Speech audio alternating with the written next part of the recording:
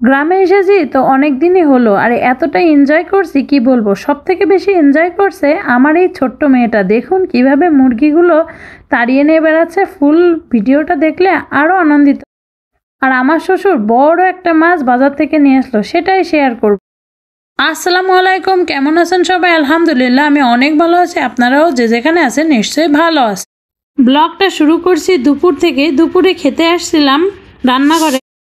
সচরাচর আমি বাড়িতে যে নিজে বেড়ে খাই না হাঁড়ি থেকে, আপু না হয় আম্মু যে কেউ আমাকে বেড়ে দেয়, মানে আমি বলি আর কি, না থাকলেও, কারণ তাদের হাতে খেতে আমার কেন জানি স্বস্তি লাগে, নিজের হাতে খেতে ইচ্ছা করে না। যাই হোক, আপুরা, তাই আপু আর কি আমার বেড়ে দিচ্ছিল। এই যে গরম ভাত আর মাটির চুলায় আজকে যে তরকারিগুলো রান্না করেছে সেটা তো খুবই লোভনীয়। আর ভেন্ডি তো আমার অনেক অনেক ফেভারিট। গ্রামের চালগুলো দেখেছেন, মানে এতটা ভালো খেতে, মানে ভাতই কেমন একটা মিষ্টি মিষ্টি লাগে, তাই না? কিন্তু শহরের কেনা চাল কিন্তু পানসা লাগে। কি আপুরা ঠিক বললাম বলেন তো? আর এই যে ভেন্ডি দিচ্ছে, সাথে মাছের মাথা দিয়ে রান্না করছে আর কি, ভেঙে ভেঙে, মানে ভাঙাচোরা যাকে বলে ভেন্ডি দিয়ে। এই ভেন্ডিটা মাটির চুলায় মানে রান্না করছে শুকিয়ে, যাকে বলে চচ্চড়ি। এতটা মজা হয়েছিল তা কি বলবো। আর আমার মেয়ে তো খুবই খুবই খুশি গ্রামে এসে। মানে দেখুন, পাউরুটি নিজে তো খেয়েছে, আর বাকি অল্প একটু আছে সেটা মুরগিকে দেওয়ার চেষ্টা করছে। কি বুদ্ধি দেখুন, একটা ভোমর, মানে ওর কাকির আছে মেশিনের ভোমর আর কি, ওটা নিয়ে পাউরুটিতে ফুটাইছে। ফুটায় ওই যে খেতে দেওয়ার জন্য আর কি ডাকতেছিল। দেখে এতটা আনন্দ হচ্ছিল, সেটাই আপনাদের সাথে শেয়ার করলাম আর কি। খুবই খুবই আনন্দে আছে কিন্তু আমার মেয়েটা। আর বিকেল হতে না হতে আব্বু কিন্তু একটা বড় মাছ নিয়ে চলে আসছে। ক্যামেরায় কতটুক সাইজ বোঝা যাচ্ছে, মানে একটু ছোটোই দেখা যায় ক্যামেরায় আর কি, কিন্তু কাছ থেকে কিন্তু বেশ বড় মাছ। যাই হোক, এটাই হচ্ছে গ্রামের সুবিধা। দেখুন বিকেলবেলা তাও কি তরতাজা মাছ। আর আমরা ঢাকা শহরে, মানে বা ঢাকা শহরে যদি কিনি, বিশেষ করে ঢাকা শহরে সকালে যেও অনেক সময় না পচা মাছ থাকে, মানে আগের 2 দিনে বরফে জমানো মাছ বিক্রি হয়নি, সেটা বরফে জমিয়ে শক্ত বানিয়ে ফরমালিন দিয়ে ব্যাস তাজা মাছ হিসেবে চালান করে দেয়। এটাই হচ্ছে শহরের অবস্থা। আসলে কিছু করার নাই, জীবিকার তাগিদে শহরে থাকতে হবে, এটাই তো নিয়ম। আর ওতে কোনো সমস্যা না, তবে মাছটা এতটা তাজা ছিল কি আর বলবো। আর ছেলে মেয়ে, মানে বাচ্চা কাচ্চা যারা আছে তারা তো আশেপাশে ভিড় জমিয়েছিল।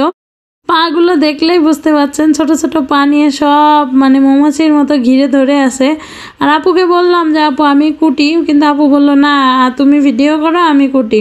তখন আমি কি মানে বলছিলাম যে আপু আপনিও শেষ পর্যন্ত বুঝে গেলেন যে আমার ভিডিও করাটা দরকার। তা আপু বললো হ্যাঁ, ভিডিও করতে তো ভালোই লাগে। যদিও আপু কিন্তু খুবই সরল সহজ একজন মানুষ, আর সত্যিই খুব ভালো মনের একজন মানুষ।